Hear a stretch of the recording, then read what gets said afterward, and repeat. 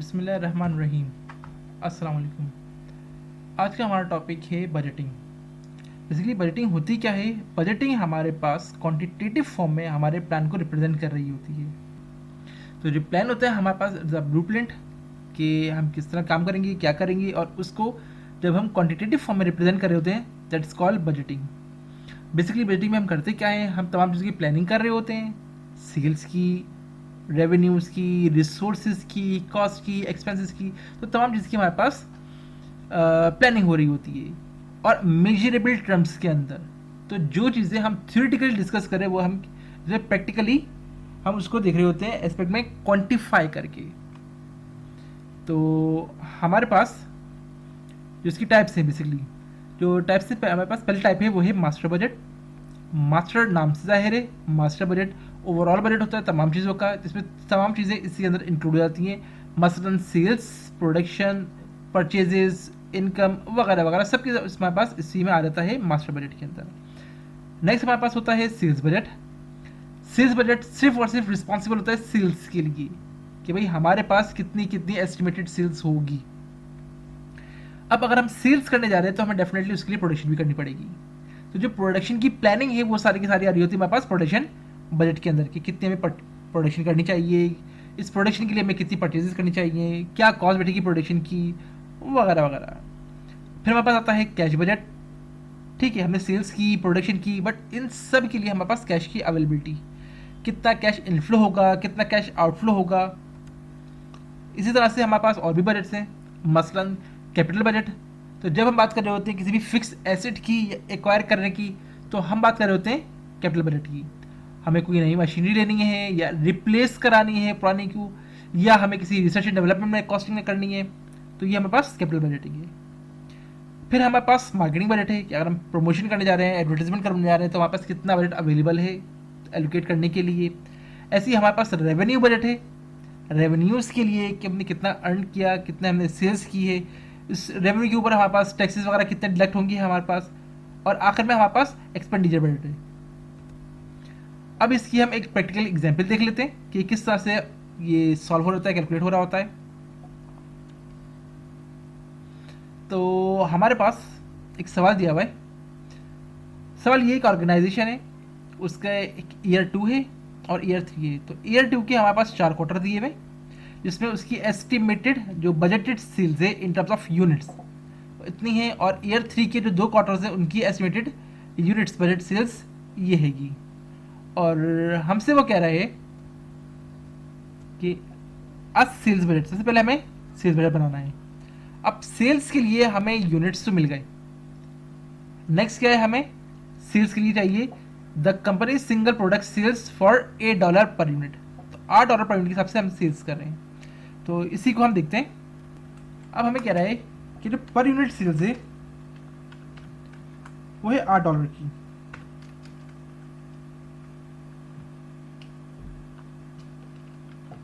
तो इसके हिसाब से हमारे पास जो टोटल सेल्स हो गई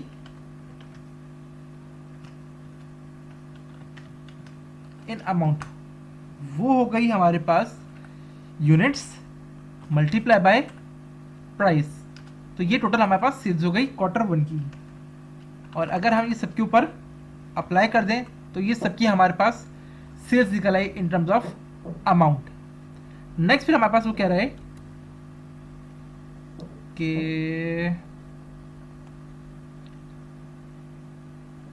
and schedule for expected cash collection, कि हमें कैश कलेक्ट कितना होगा। ये तो हमारे पास सेल्स हो गई है, ये लाजमी नहीं है कि जितनी हमारे पास सेल्स हुई है इतना ही हमारे पास कैश भी कलेक्ट हो रहा हो। कैश कलेक्शन के बारे में, the sales are collected in the following patterns, 75% in the quarter of the sales are made. जिस क्वार्टर में सेल्स हुई उसी क्वार्टर में 75% कलेक्ट हो जाएगा, and the remaining 25% in the next following quarter. और जो अगली 25% वो नेक्स्ट क्वार्टर में जाके कलेक्ट होगा। On January 1 year 2 the company has a balance, अच्छा कंपनी के पास बिगनिंग बैलेंस 65,000 का मौजूद है। ठीक है, तो और इसके बारे में कह रहा है कि bad debts are negligible and can be ignored, कि हमारे पास कोई बैड डेट्स नहीं है। तो ठीक है, ये हमारे पास सेल्स थी। अब इसको कैश में कन्वर्ट करते हैं। तो कैश कलेक्शन, ठीक है।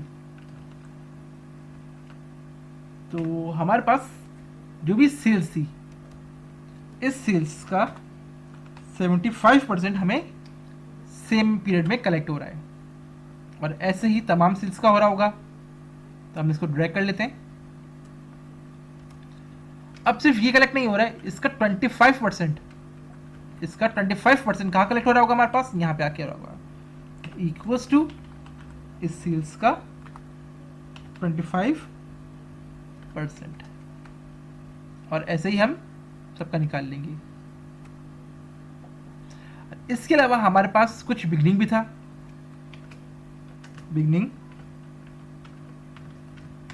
रिसीवेबल। वो बिगनिंग रिसीवेबल हमारे पास था 65,000 का।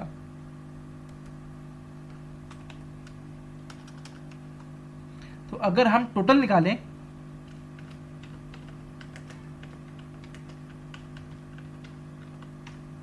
टोटल कैश कलेक्शन, तो वो हमारे पास आ जाएगी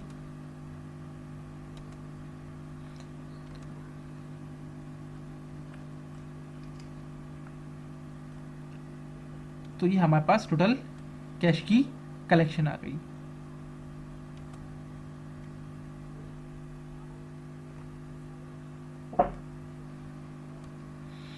अच्छा, उसके बाद ये आगे हमें कह रहा है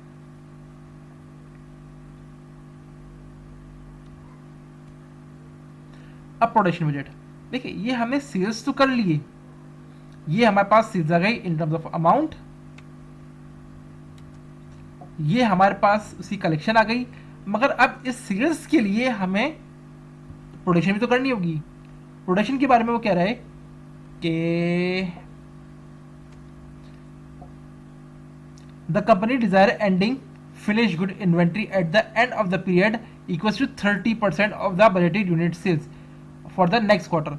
जो नेक्स्ट क्वार्टर की है उसका 30% ये पहले से ही बना के रख लेता है एहतियातन, ताकि बाद में कोई प्रॉब्लम ना हो। तो 30% ये पहले से बना के रख लेगा नेक्स्ट क्वार्टर का।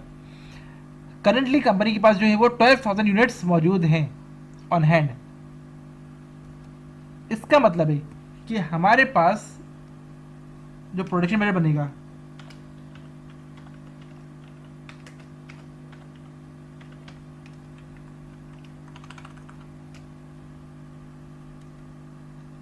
जो हमारे पास प्रोडक्शन बजट बन रहा होगा, तो उसमें हमें चाहिए क्वांटिटी।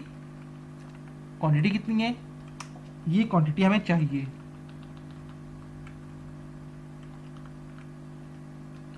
ये क्वांटिटी हमें चाहिए सेल्स के लिए, मगर वो ये कह रहा है कि हमारे पास जो डिजायर्ड एंडिंग होनी चाहिए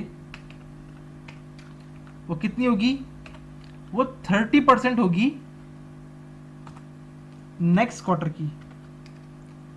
तो जो नेक्स्ट क्वार्टर की सेल्स है नंबर ऑफ यूनिट, उसका 30% हमें पहले से चाहिए, और ऐसा ही हमें सबका चाहिए। तो 30% ये आ गया, 30% ये आ गया, 30%, तो हर एक का हमें पास 30% आ गया, और यहाँ का हमारे पास कुछ था नहीं, तो इसलिए यहाँ पे नहीं आ सकता। तो हम इस वाले को इग्नोर कर देंगे। ठीक, अब ये तो हमने कर लिया कि भाई 40,000 हमें चाहिए किस के लिए, फर्स्ट क्वार्टर के लिए, और 18,000 हमें पहले से चाहिए होंगे किसके, नेक्स्ट क्वार्टर का जो हमें पहले से चाहिए। तो टोटल हमें रिक्वायर्ड होगा, वो होगा हमारे पास 58,000 यूनिट्स। हमारे पास रिक्वायर्ड यूनिट्स होंगे जो हमें चाहिए क्वार्टर 1 के लिए। ठीक है, मगर क्या हमें इतनी प्रोडक्शन करनी होगी, नहीं। हमारे पास क्या है, हमारे पास पहले से बिगिनिंग मौजूद है, बिगिनिंग यूनिट्स हैं। बी यूनिट्स कितने हमारे पास, बिगिनिंग यूनिट्स है हमारे पास 12,000 पहले से हमारे पास मौजूद है। तो 12,000 यूनिट्स हमारे पास पहले से मौजूद है। तो अगर मुझे प्रोडक्शन करनी हो, अगर मुझे प्रोडक्शन करनी थी 58,000 की, तो 12,000 तो मेरे पास पहले से मौजूद है। तो क्या मैं अभी भी 58 की प्रोडक्शन करूंगा, तो एक्चुअली मैं क्या करूंगा, मैं करूंगा 58 की प्रोडक्शन करनी है, मगर मेरे पास 12 पहले से मौजूद है। तो एक्चुअली मुझे 46,000 की प्रोडक्शन करनी चाहिए।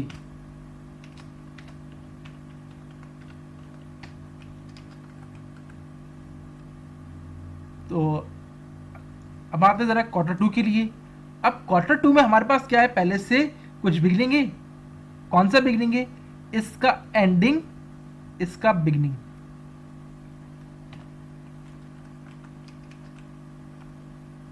ऐसे ही इसकी एंडिंग, इसका बिगनिंग, और हम इसको ऐसे ही आगे ड्रैग कर लेते हैं।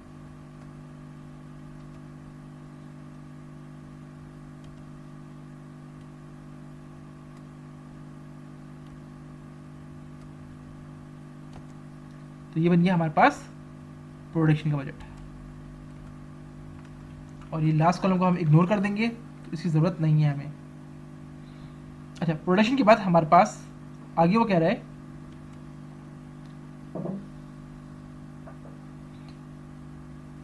Direct material.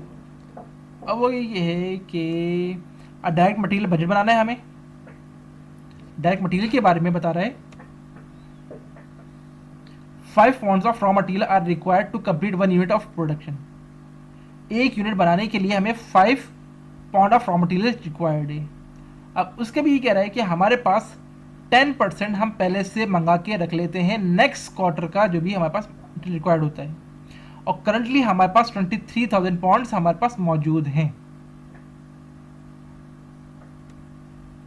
क्या करें, हमारे पास एक यूनिट बनाने के लिए हमारे पास 5 पाउंड की ज़रूरत है, 5 पाउंड ऑफ रॉ मटेरियल की ज़रूरत है। तो 5 से मल्टीप्लाई कर देंगे हम हर एक को।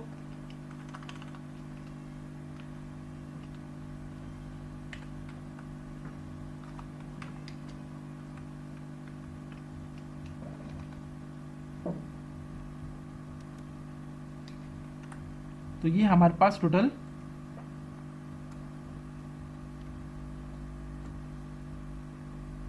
ये आ गया कि हमारे पास 46,000 यूनिट्स प्रोड्यूस करने के लिए हमें 2,30,000 हमें मटेरियल चाहिए होगा।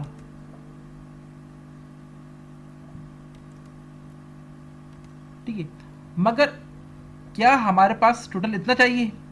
नहीं, वो कह रहा है कि हम 10% पहले से नेक्स्ट क्वार्टर का हम मंगा के रख लेते हैं। 10% नेक्स्ट क्वार्टर का हम पहले से मंगा के रख लेते हैं। तो हम सेम वही काम करेंगे। क्या करेंगे? इक्वल्स टू नेक्स्ट क्वार्टर का 10% हम मंगा के रख लेंगे। हर एक काम यही करेंगे कि नेक्स्ट क्वार्टर का हम 10% पहले से मंगा के रख लेंगे। अच्छा भाई, ये हमारे पास थी प्रोडक्शन, ये हमारे पास है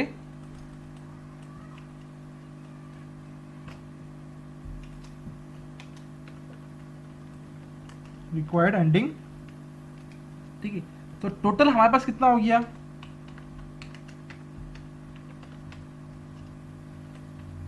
टोटल मटेरियल हमारे पास रिक्वायर्ड हो गया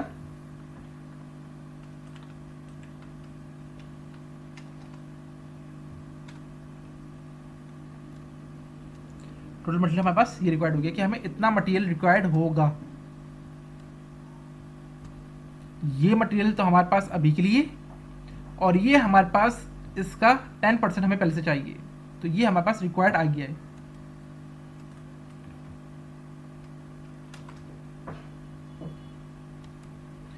मगर साथ ही साथ वो ये कह रहा है कि हमारे पास कुछ पहले से भी मौजूद है। तो अगर मेरे पास पहले से मौजूद है तो क्या मैं अभी भी 266 का मैं परचेज करूंगा? नहीं, मेरे पास कितना मौजूद है? मौजूद है 23,000 का। तो मैं 23,000 कम मंगवाऊंगा।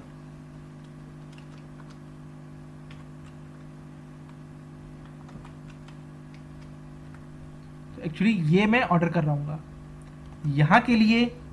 यहाँ पे मेरे पास जो बिगनिंग है वो लास्ट पीरियड की एंडिंग होगी जो मैंने पहले से बना के रखा हुआ था। इसी तरह से इसका कौन सा होगा? जो लास्ट मेरे पास बिगनिंग बना के रखा था एंडिंग के लिए, वो मेरा इस बार का बिगनिंग हो जाएगा। और ये हम आगे फॉरवर्ड कर लेंगे। तो यहाँ भी हम ये करेंगे, हमें इतनी रिक्वायर्ड है जबकि इतना मेरे पास पहले से मौजूद है, तो मैं इसको माइनस कर दूँ और हम इसको ड्रैग कर लेते हैं।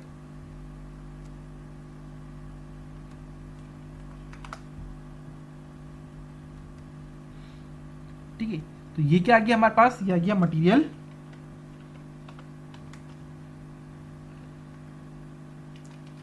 परचेज, कि मुझे इतना मटेरियल परचेज करना चाहिए। और इस कॉलम को आप इग्नोर कर दें। नेक्स्ट हमसे कह रहा है कि and schedule of expected cash payments for the purchase of material. अभी हम परचेज कर रहे हैं तो इसकी हमें एक्सपेक्टेड पेमेंट कितनी बनेगी। अब बता रहा है कि एक हमारे पास जो रॉ मटेरियल का यूनिट है पर पाउंड वो आ रहा है $0.8 का, और इसके बारे में कह रहा है कि 60% जो हम पेमेंट कर रहे हैं वो हम उसी क्वार्टर में कर रहे हैं, और जो रिमेनिंग है वो हम नेक्स्ट क्वार्टर में कर रहे हैं। तो 0.8 का आ रहा है, 60% पेमेंट सेम क्वार्टर में हो रही है और 40% नेक्स्ट क्वार्टर में हो रही है। और करंटली जो हमारे पास पेबल है वो है 81,500 का। तो हम पहले क्या करेंगे, इसकी प्राइस वो है हमारे पास 0.8, तो टोटल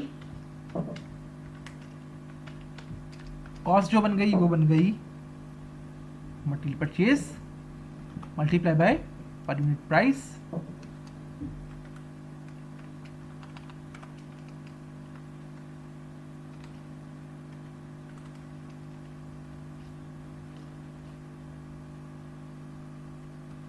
ये तो आ गई हमारे पास टोटल कॉस्ट आ गई। नेक्स्ट हमें क्या करना है, हमें करना ये है कि इसका 60% सेम क्वार्टर में पे करें और 40% नेक्स्ट क्वार्टर में। तो हम क्या करेंगे, हम करेंगे पेमेंट इक्वल्स टू इसका 60%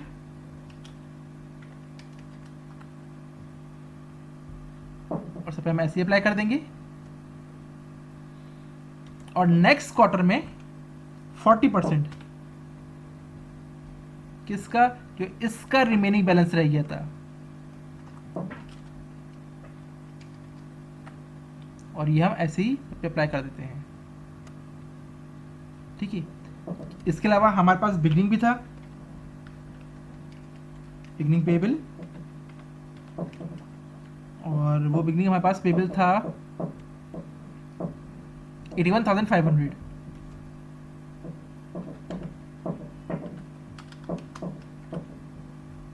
ठीक है, तो हम क्या कर लें, हम इसका टोटल कर लेते हैं।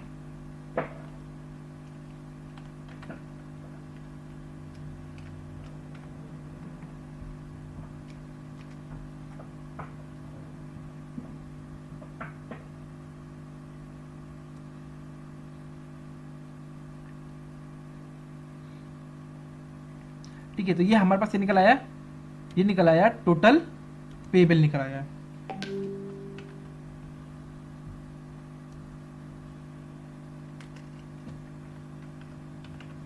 टोटल पेबल निकल आया कि जो हमें पे करना है अगेंस्ट रॉ मटेरियल के लिए। ठीक है,